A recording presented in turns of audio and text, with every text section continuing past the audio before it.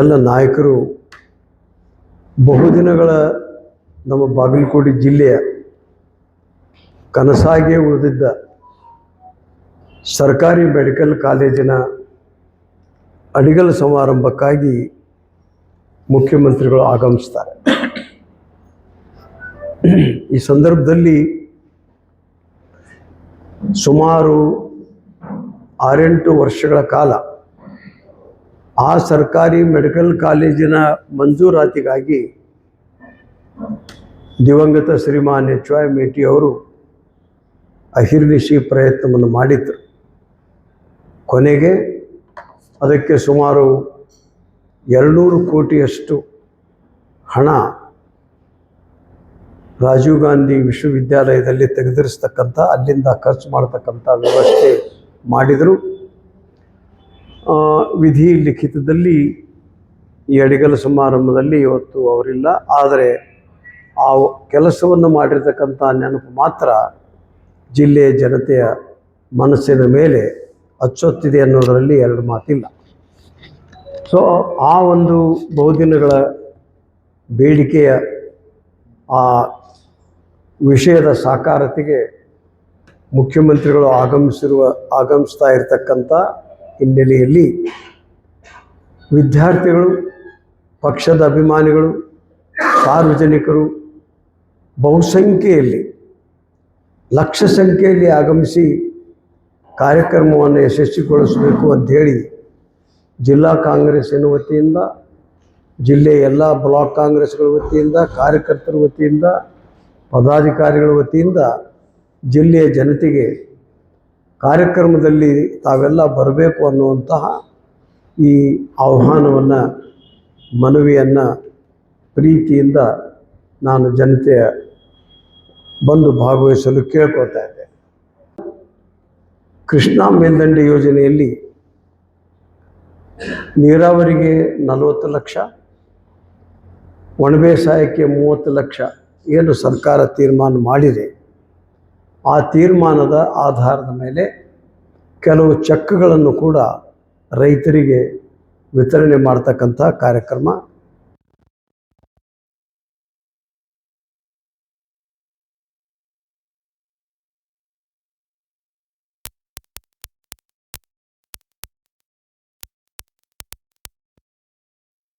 ಕ್ರಮವನ್ನು ಮುಖ್ಯಮಂತ್ರಿಗಳು ಜನತೆಗೆ, ರೈತರಿಗೆ ಚೆಕ್ಕನ್ನು ಕೊಡೋದ್ರ ಮುಖಾಂತರ ಭರವಸೆಯನ್ನು ಕೊಡ್ತಾ ಇದ್ದಾರೆ.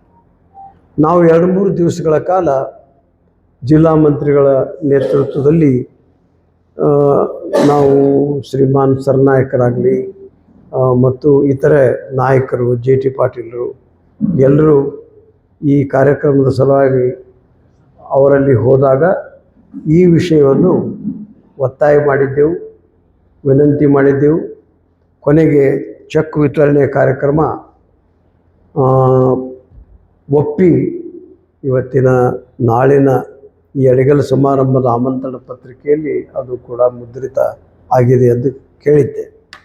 ನಿನ್ನೆ ದಿವಸವೂ ಕೂಡ ಅಸೆಂಬ್ಲಿ ಲಾಂಚ್ನಲ್ಲಿ ಮೊದಲು 2 ದಿವಸ ತಿಮ್ಮಾಪುರ ಅವರು ಪ್ರಯತ್ನ ಮಾಡಿದರು.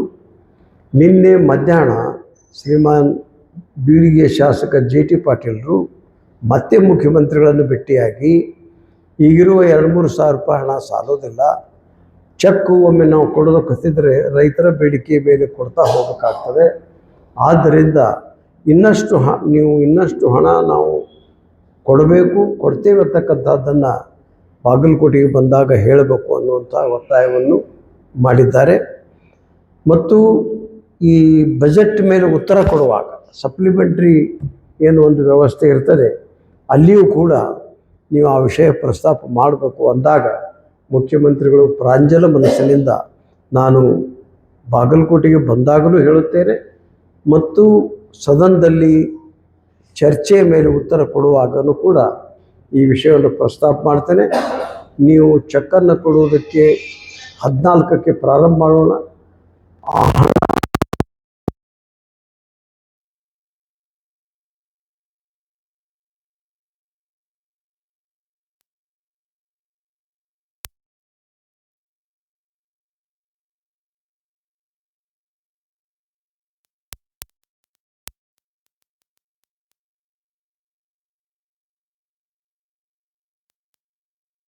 ಗಾಂಧಿ ವಿಶ್ವವಿದ್ಯಾಲಯದ ಮೂಲದಿಂದ ನಮ್ಮ ಬಾಗಲಕೋಟೆ ಮೆಡಿಕಲ್ ಕಾಲೇಜಿಗೆ ಬರ್ತದೆ. 319 ಕೋಟಿ ಟೆಂಡರ್ ಕರೆದು ಆರ್ಡರ್ ಮಾಡ್ತಾರೆ.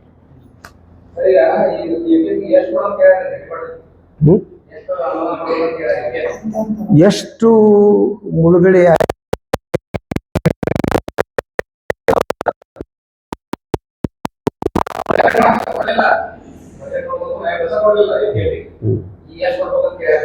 ಈ ಸದ್ಯಕ್ಕೆ ಅದಕ್ಕೊಂದು 2-3 ಸಾವಿರ ಕೋಟಿ ಐತಂತ ನಮ್ಮ ಜಿಲ್ಲಾ ಸಚಿವರಾದಂಥ ಶ್ರೀಮಾನ್ ತಿಮ್ಮಾಪುರ ಅವರು ತಿಳಿಸಿದ್ದಾರೆ.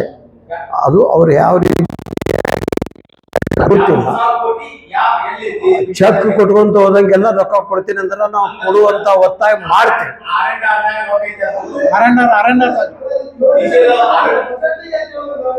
ಇವತ್ತಿನಕ್ಕಿಲ್ಲ ರೊಕ್ಕ ನಾಳೆಗೆ ಯಾಕೆ ಜಮಾ ಆಗ್ಬಾರ್ದು?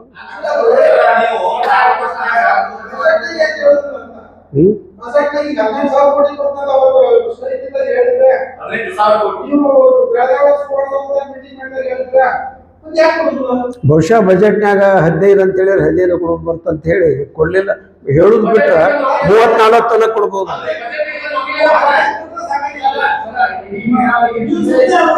ಅಲ್ರಿ ಹಂತ ಇಲ್ಲೇ ಇರು ಹಣ ಹಂಚಿದ ಮೇಲೆ ಮತ್ತೆ ಬೇಕಾದ ಹಣ ಕೊಡ್ತೀನಿ ಅಂತ ನಾಳೆ ಬಂದಾಗೂ ಕೊಡ್ತೀನಿ ಅಂತ ಹೇಳಿ ಆಮೇಲೆ ಉತ್ತರ ಕೊಡುವಾಗೂ ಕೊಡ್ತೀನಿ ಅಂತ ಹೇಳಿ ಅದು ಅವರೇ ಹಣಕಾಸಿನ ಮಂತ್ರಿ ಅದಾರೆ, ಮುಖ್ಯಮಂತ್ರಿ ಅದಾರೆ, ಹೊಂದಾಣಿಕೆ ಮಾಡಬಹುದು. ಸರ್ಕಾರದಲ್ಲಿ ಅದರದೇ ಆದಂತ ಸಂಪುಟಕ್ಕೆ ಅಧಿಕಾರ ಇರ್ತದೆ, ಹೊಂದಾಣಿಕೆ ಮಾಡ್ತಾರೆ. ಅಲ್ಲಿಗೆ ಗರಿ ಹೊಡೆದಂಗೆ ಬೇರೆ ಅಲ್ಲ. ಸಂಪನ್ಮೂಲಕ್ಕೆ ಕ್ರೋಢೀಕರಣ ಮಾಡಿ ಕೊಡಬಹುದು. ಒಬ್ಬ ಮುಖ್ಯಮಂತ್ರಿ ಹೇಳಿದ ಮೇಲೆ ಅದೇಂಗಿಲ್ಲ ಅನ್ನಕ ನಾವು ಒತ್ತಾಯ ಮಾಡ್ತೀವಿ. ನೀವು ಕೊಟ್ಟ ದುಡ್ಡು, ನೀವು ಕೊಟ್ಟ ಹಣ ರೈತರಿಗೆ ಮುಗಿತು, ಮತ್ತೆ ಬಿಡುಗಡೆ ಮಾಡ್ರಿ ಅಂತ ನಾವು ನಿಯೋಗ.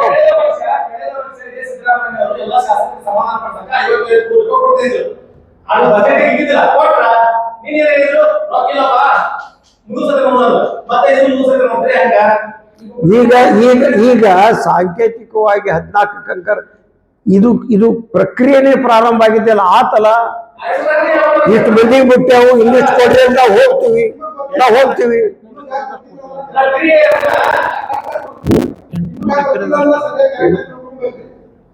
ಶುರುವಾಗಿದ್ದಲ್ಲ ಪ್ರಕ್ರಿಯೆ, ಮೊದಲೇ ಶುರುವಾಗಿದೆ. ಈಗ ದುಡ್ಡು ಕೊಡ್ತಾ ಇರೋದು ಯಾರಿಗೆ ಗೊತ್ತಾ? ಕೋರ್ಟಿಗೆ ಹೋಗಿ ಯಾವ ಕಂಟೆಂಟ್ ಮಾಡ್ಬೇಕು ಅನ್ನೋದನ್ನ ಅವ್ರಿಗೆ ನಾಳೆ ಚೆಕ್ ಕೊಡ್ತಾ ಇರೋದು. ಒಳ್ಳೆ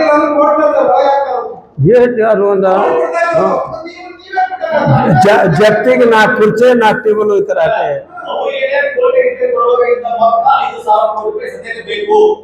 ಈ ಸದ್ಯ ನಾವು ರೈತರಿಗೆ 800 ಕೋಟಿ ಅಷ್ಟು ಹಂಚತಕ್ಕಂಥ ಒಂದು 800 ಎಕರೆಗೆ 800 ಎಕರೆಗೆ ಅದರಲ್ಲಿ ಎಷ್ಟು ಕುಚ್ಕಿ ಬರ್ತೋ, ಎಷ್ಟು ನೀರಾವರಿ ಬರ್ತೋ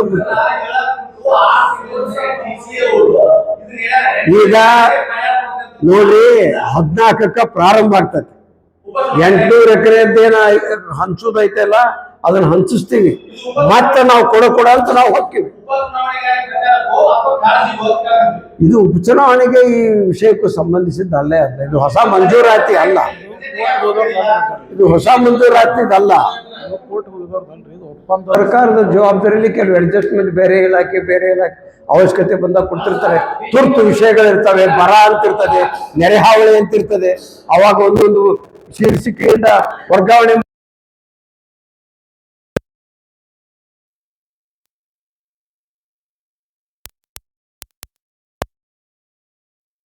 ನಾವು ಹೋಗಿ ಸ್ವತಃ BTDಕ್ಕೆ ಹೋಗಿ ಹೇಳಿ ಬಂದೇನ. ನಾವು ಕರೆಸಿ ಹೇಳಿಲ್ರಿ, ಸ್ವತಃ ನಾನು ಹೋಗಿ 10 ಮಂದಿ ಕಟ್ಕೊಂಡು ಊರು ನಾರ್ತತೆ ಹೊಲಸಾಗೈತೆ ಅಂತ ಹೇಳಕತ್ತಾರ. ನೀವು ಸರಿಯಾಗಿ ಸ್ವಚ್ಛತೆ ಕಾರ್ಯ ನಡೆದಲ್ಲ ಮಾಡೋ ಈಗ ಚಲೋ ಮಾಡ್ಯಾರಂತ.